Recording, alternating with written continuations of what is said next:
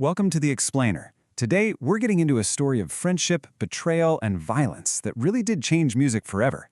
The infamous East Coast-West Coast hip-hop rivalry of the 90s. So how does something like a musical rivalry spiral so far out of control that it ends in a national tragedy? That's what we're going to unpack here, this incredibly complex web of friendship, betrayal, and corporate greed that led to the shocking deaths of two of music's biggest and brightest stars.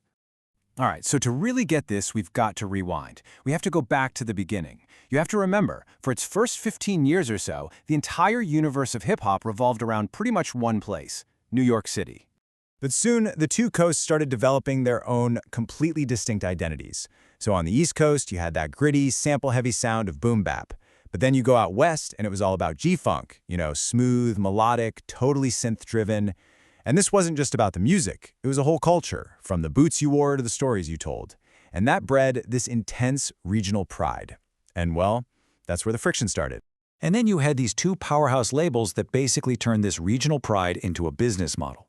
On the East Coast, you've got Sean Puffy Combs' Bad Boy Records, totally focused on polished, radio-friendly hits. And Puffy himself was a huge part of the brand, always right there in the videos. Then over on the West Coast, you had Suge Knight's Death Row Records. Their entire image was built on raw street credibility and intimidation. I mean, we're talking about two fundamentally different ways of running the same business. But here's the thing. Behind all the corporate beef and the coastal pride, this whole thing was actually deeply personal. At its heart, it was about the collapse of a real friendship between the two biggest rappers on the planet. It's kind of hard to believe now, but before the rivalry, Tupac Shakur was actually a mentor to the young Christopher Wallace, who you know better as the Notorious B.I.G. Pac was the established star, and he totally took Biggie under his wing, letting him crash at his L.A. home, even cooking steaks for his whole crew. It was a genuine brother. And then that bond was just obliterated in one single violent night. November 30th, 1994, Tupac gets ambushed, shot 5 times in a New York studio lobby. When he somehow manages to drag himself upstairs, he sees Biggie and Puffy. And their reaction, as he saw it, was just nothing. Cold. That's what convinced him they were in on it. From that moment on, that suspicion turned into a public accusation, and their friendship was dead. Oh, so now you have this private suspicion just simmering, and it's about to absolutely explode into a public declaration of war on what was supposed to be hip-hop's biggest night. Okay, so picture this. The Paramount Theater in New York City. The air is thick. The tension that had been bubbling just beneath the surface for months is about to boil over, right there, on stage, in front of the whole country. And then, boom, it all ignites. Death Row CEO Suge Knight walks on stage and takes a direct shot at Puffy, who was, famous for appearing in his artist videos. In front of a national audience, he basically says, if you want to be a star without your boss dancing all up in your videos, come to Death Row.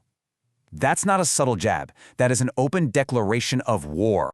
So, of course, the New York crowd just starts booing like crazy. And in response, Snoop Dogg, a Death Row artist, steps right up to the mic and defiantly challenges the entire room. That question right there cemented the whole us versus them narrative. This wasn't just about two record labels anymore. It was now a full-blown regional conflict. The war then escalated on wax. Biggie releases Who Shot Ya, a track that Tupac, listening from his jail cell, believed was a direct mockery of his shooting. So in response, Tupac unleashes Hit 'Em Up. And look, that might be the most vicious diss track in history. It wasn't just a song, it was a character assassination filled with personal attacks and explicit threats that took the rivalry to a point of no return. And, this escalating war of words and egos tragically spilled over from the recording booth and onto the streets. It led to the most devastating consequences imaginable. And just like that, within 6 months of each other, they were both gone. On September 7th, 1996, Tupac Shakur was shot in a drive-by in Las Vegas.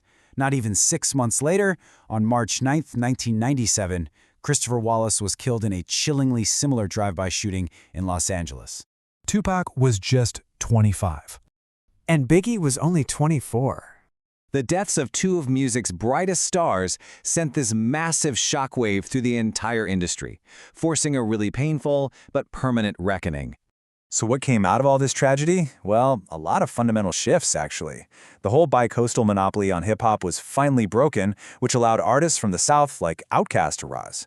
Artist security became a professionalized, serious thing. And in a strange twist, the perceived danger of the rivalry actually helped fuel hip-hop's commercial explosion, turning it into a global phenomenon. For nearly 30 years, both of these murders stayed unsolved, just becoming American folklore and fueling all kinds of conspiracy theories. But then, in this stunning development in 2023, an arrest was finally made in Tupac's case, with a trial now on the horizon. It's a long-awaited step towards justice, even though the investigation into Biggie's murder officially remains open. You know, when you look back, the Bi-Coastal War is just this permanent, tragic, cautionary tale.